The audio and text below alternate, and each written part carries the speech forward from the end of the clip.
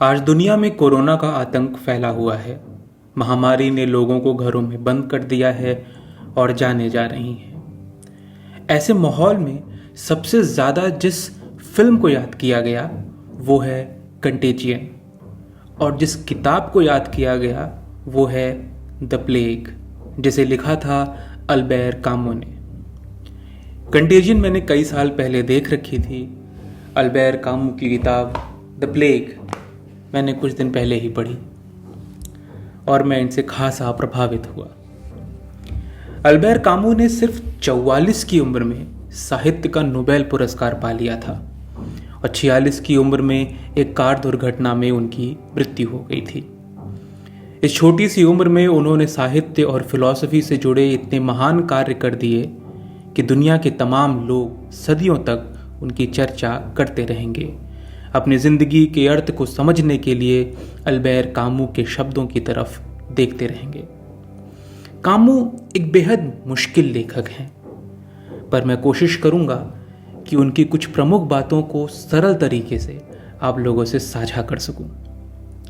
लिखते हैं अल्बर्ट कामुस, पर पढ़ते हैं अल्बेर कामू, क्योंकि फ्रेंच भाषा में अंत के अक्षर कई बार साइलेंट हो जाते हैं और उनका उच्चारण थोड़ा उनके ही टाइप का होता है।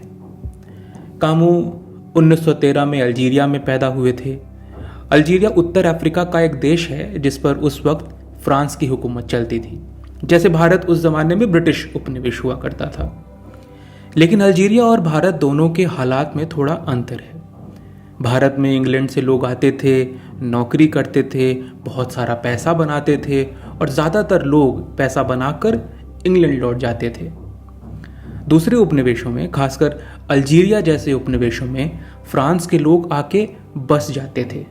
साधारण किसान भी फ्रांस से निकलते और अल्जीरिया आकर के नए सिरे से अपना जीवन यापन करने लगते। अपना पूरा परिवार अल्जीरिया में बसा लेते थे और पीढ़ी दर पीढ़ी वहाँ रहने लगते। एक तरह से वहाँ के स्थानीय निवासी बन जाते थे। ऐसे ही एक परिवार में कामू का जन्म हुआ था, यानी जन्म से ही वो अल्जीरियाई थे और ये उनके लिए एक गहरा एहसास था। वो फ्रेंच भाषा में काम करते थे। आगे चल के उन्होंने फ्रांस में अच्छा खासा समय बिताया, मगर अंदर से वो अपनी पहचान एक अल्जीरियन की तरह महसूस करते थे और इसी कारण फ्रेंच संस्कृति में वो खुद को आउटसाइडर की तरह देखते थे। कामू के जीवन में पहला बड़ा परिवर्तन आया 1930 में। तब वे 17 साल के थे। उन्हें टीबी हो गई थी।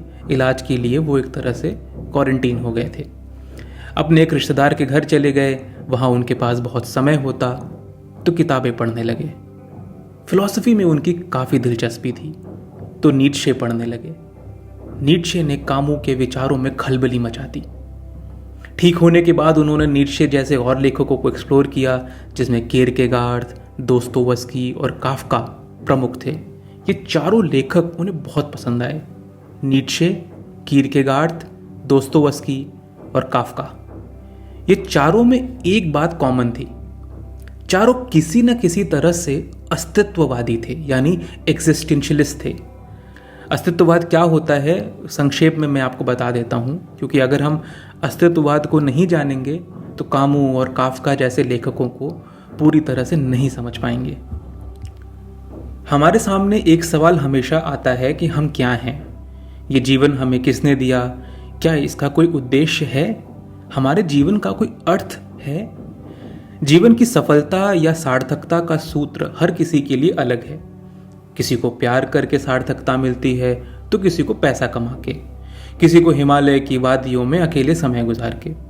हर इंसान दरअसल अपने जीवन का अर्थ खोजना चाहता है।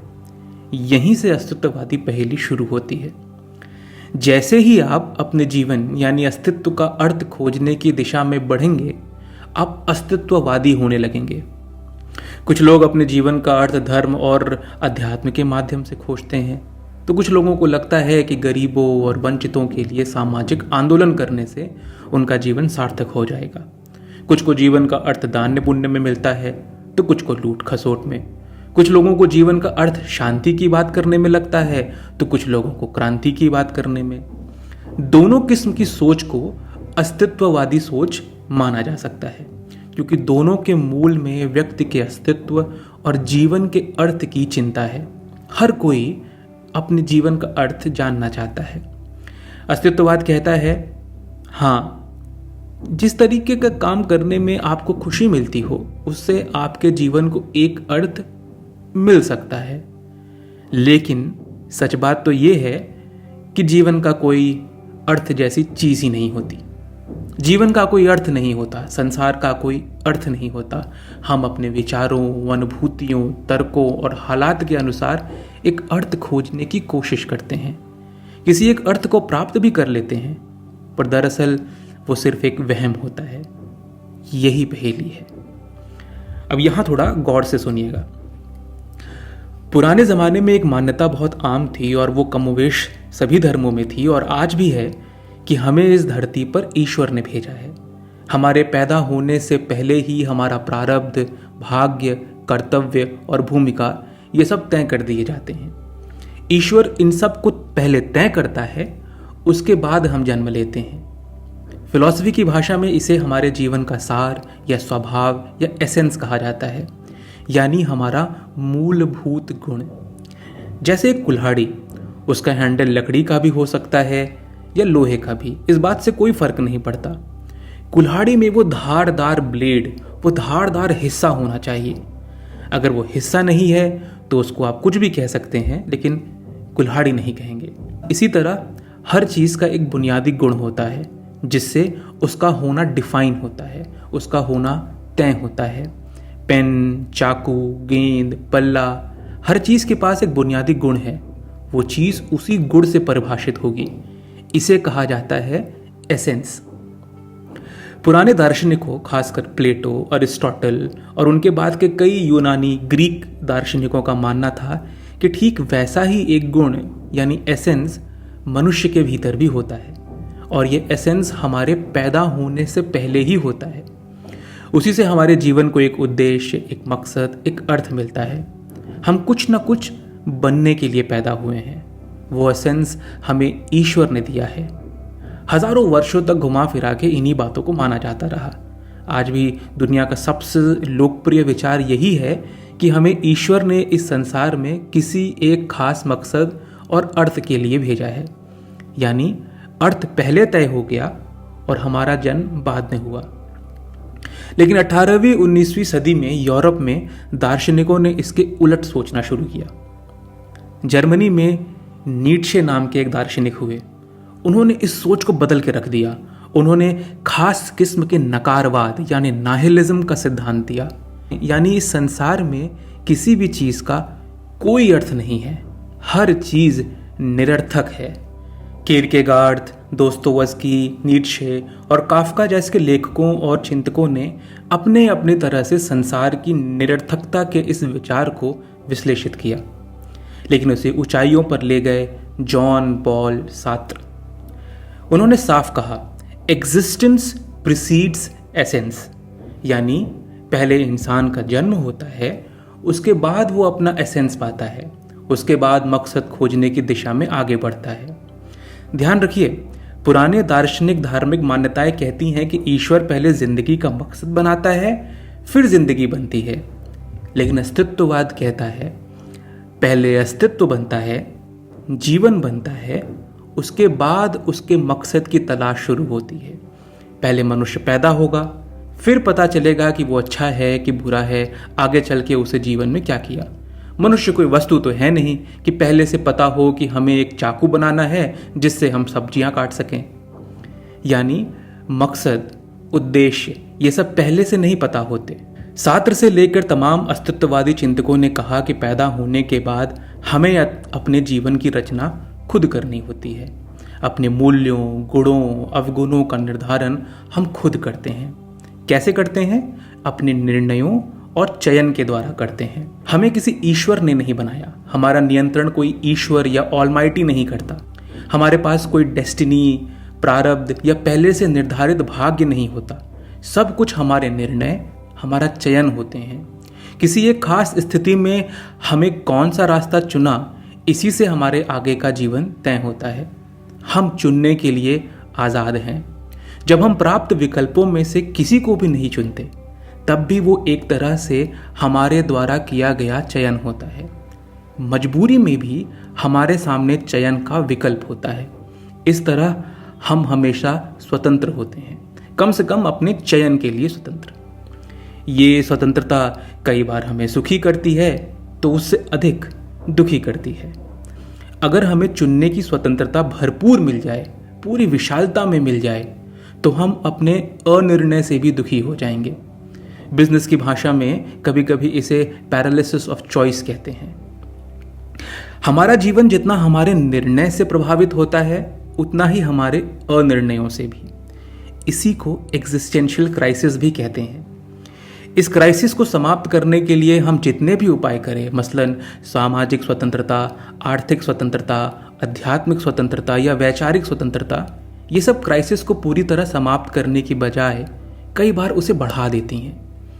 जिस दुनिया में ज़्यादातर लोग अपने जीवन के सारे फैसले ईश्वर के हवाले छोड़ देते हों, या जो मानते हों कि अपने रास्तों का चुनाव हम नहीं करते बल्कि हमारे बिहाफ पर ईश्वर करता है, ऐसी दुनिया के भीतर जब लेखकों और दार्शनिकों का एक समूह ये कहने लगे कि नहीं, हम अपने जीवन में अपने रास्तों का चुनाव खुद करते हैं, हर निर्णय दरअसल हमारा अपना निर्णय होता है, हमारा अपना चयन होता है, तब इन विचारों को क्रांतिकारी विचार माना जाएगा। भारतीय परंपरा में भी इस दर्शन का जिक्र मिलता है। भारतीय दर्शन को 9 भागों में बांटा जा सकता है, जिसमें से प्रथम 6 सांख्य, योगा, न्याय, वैशेषिका, मीमांसा और वेदांत धर्म, अर्थ, काम और मोक्ष पर जोर देते हैं।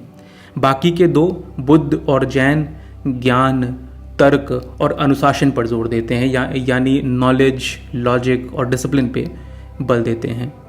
आखिर में चारवाक, जिसे लोकायत या नास्तिक दर्शन भी कहा जाता है, वो कहते हैं कि जीवन में जो भी होता है सब एक्सीडेंट है, दुर्घटना है। हम उस जीवन में कुछ नहीं चुनते, ना अपना देश, ना धर्म, ना परिवार, ना होने वाली घटनाएं, और ना ही हमारे लिए कुछ चुना गया है। सब कुछ बस एक बड़ी दुर्घटना है, एक्सीडेंट है। Don't try to make sense out of it, everything is random. आप इसमें लॉजिक खोजने की कोशिश ना करें, आप अर्थ खोजने की कोशिश ना करें, सब कुछ रैंडम है। 20वीं सदी के आरंभिक वर्षों में, यानी 1920 से 1950 तक, अस्तित्ववादी विचारों, अस्तित्ववादी चिंतन ने पूरी दुनिया को हिलाए रखा। कुछ लोगों को लगता है कि अस्तित्ववाद नास्तिक लोगों का दर्शन है, लेकिन ऐसा नहीं है। किरकेगार्ड जैसे आरंभिक दार्शनिक तो बाकायदा ईसाइयत में विश्वास रखते थे, उसका प्रचार भी करते थे और अस्तित्ववादी भी थे। अस्तित्ववाद में भी 2 टाइप के लोग होते हैं।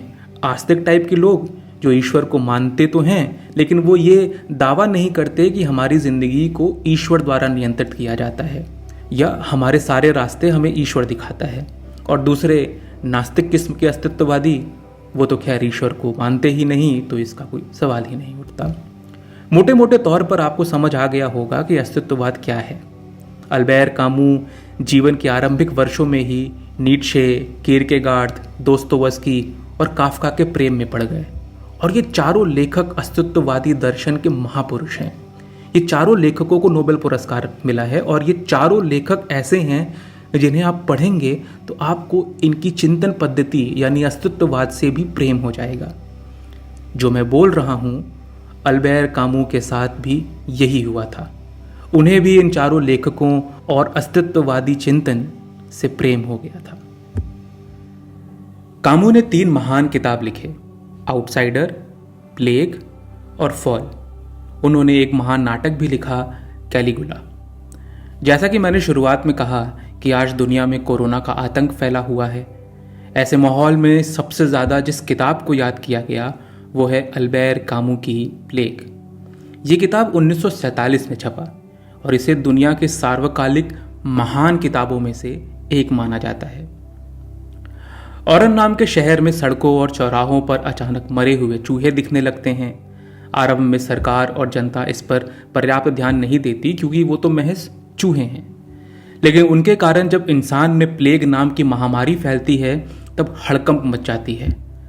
महामारी को फैलने से रोकने के लिए पूरे शहर को सील कर दिया जाता है, रेल यात्रों पर पाबंदी लगा दी जाती है, लोगों को घरों से निकलना बंद, कंप्लीट लॉकडाउन। इससे जनता का रोजमर्रा का जीवन बुरी तरह प्रभावित होता है। एक तरफ लोग प्लेग से मर रहे हैं, दूसरी तरफ अव्यवस्था, गरीबी, भुखमरी से मर रहे हैं।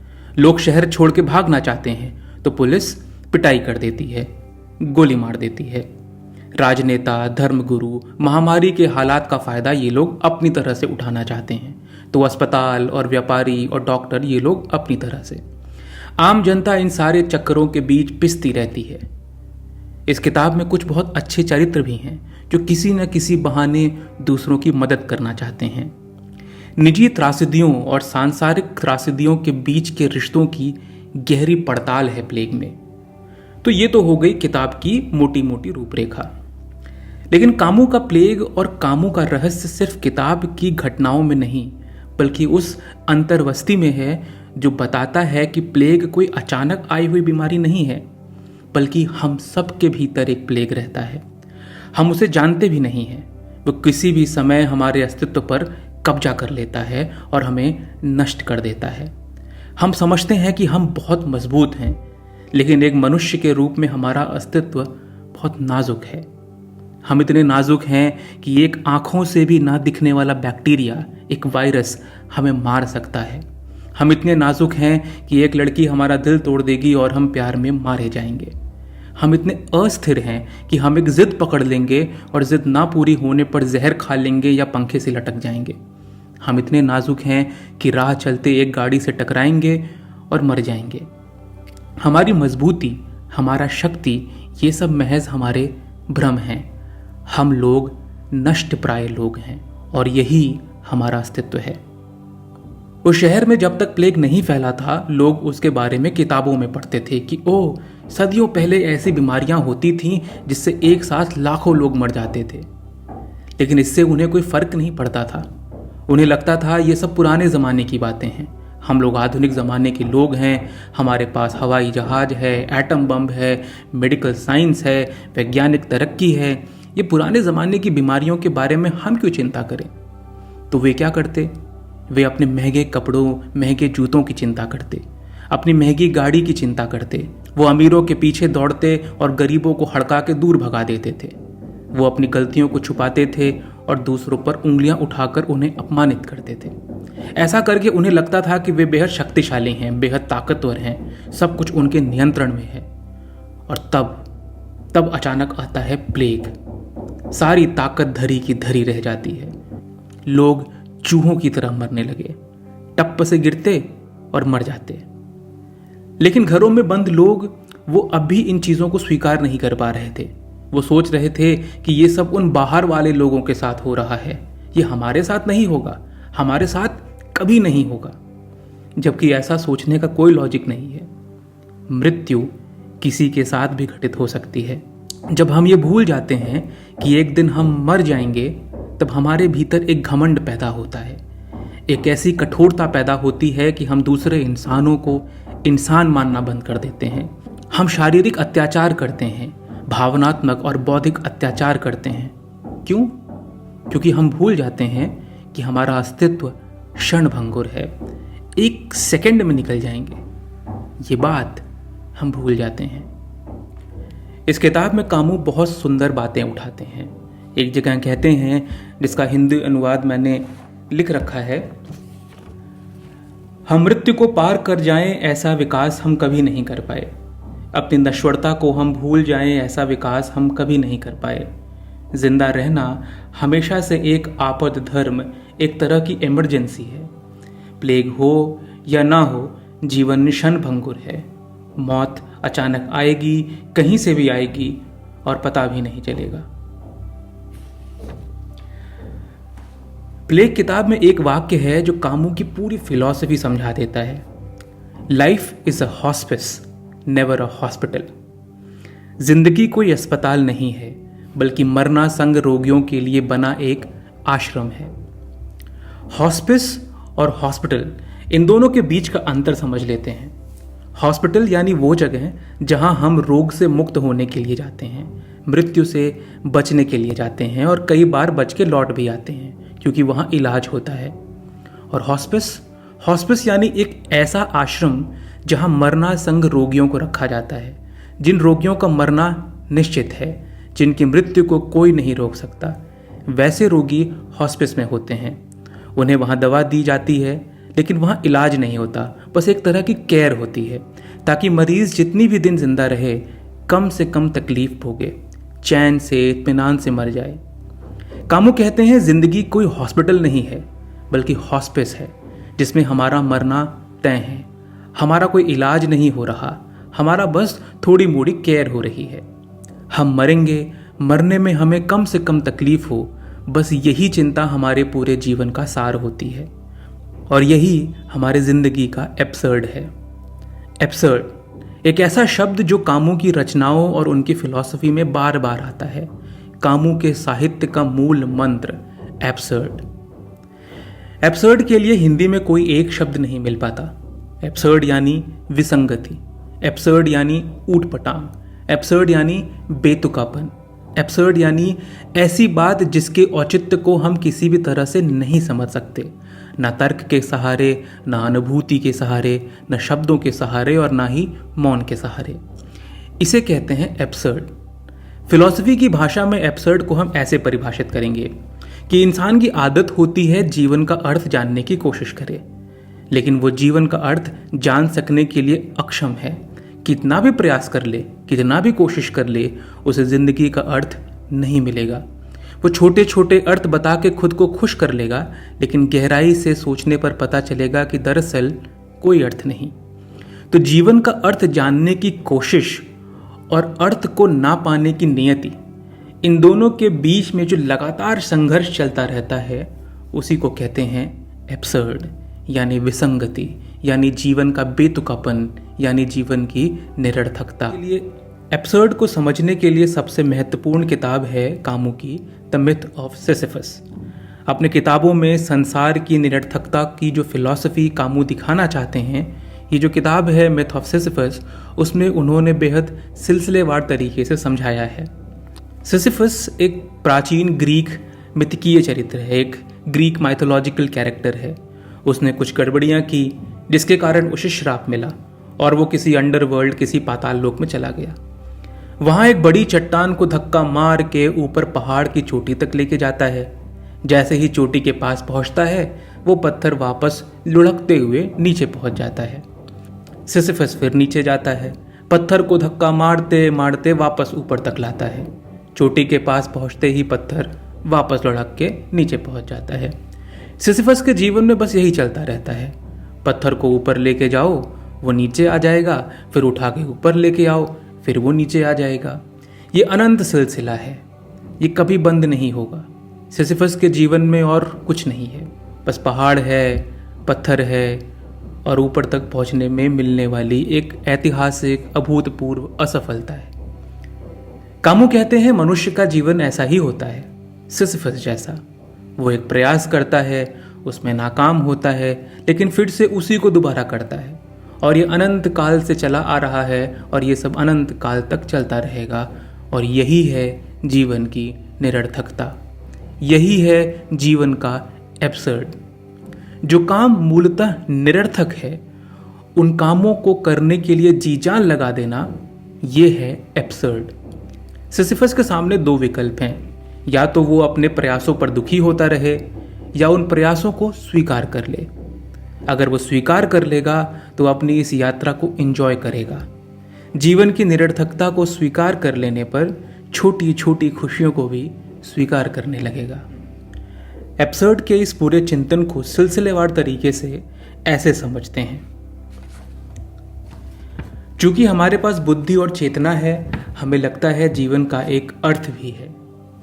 मैं कौन हूँ, मैं क्या हूँ, इस तरह के सवालों का जवाब आदिकाल से सोचा जा रहा है, लेकिन आज तक इसके सही जवाब तक कोई नहीं पहुँच पाया है। जीवन का कोई अर्थ नहीं है। जो अर्थ हम देखते हैं वो हमारे मन के भीतर होता है। यानी रियलिटी में अर्थ नहीं होता, रियलिटी में सिर्फ चीज़ होती है। उसके अर्थ हम अपने मन से पैदा करते हैं। चीज़ों का उपयोग होता है, लेकिन उपयोग और अर्थ ये दोनों अलग अलग बातें हैं। जैसे सूरज, चांद, सितारे, गिलास, बोतल, पंखा, इन सब का कोई अर्थ नहीं है, लेकिन अपने अपने हिसाब से इनका उपयोग है। हम उपयोग को अर्थ समझने की भूल करते हैं। तब हमें लगता है कि हाँ अर्थ है, लेकिन गहराई में कोई अर्थ नहीं होता। मकसद अलग है, उपयोग अलग है, अर्थ अलग है। कुछ लोग मकसद को मीनिंग समझ लेते हैं, कुछ लोग उपयोग को मीनिंग समझ लेते हैं, लेकिन सच्चाई तो ये है कि मीनिंग कुछ नहीं होती। इस तरह जीवन एक विरोधाभास है। आप अर्थ खोजते हैं लेकिन अर्थ कहीं है ही नहीं। आप गोदू का इंतजार कर रहे हैं लेकिन गोदू कभी नहीं आएगा। यही एब्सर्डिटी है। अर्थ खोज रहे हो, पूरी कोशिश कर रहे हो, लेकिन अर्थ कहीं नहीं है तो मिलेगा भी नहीं, फिर भी कोशिश जारी है। यही विरोधाभास है।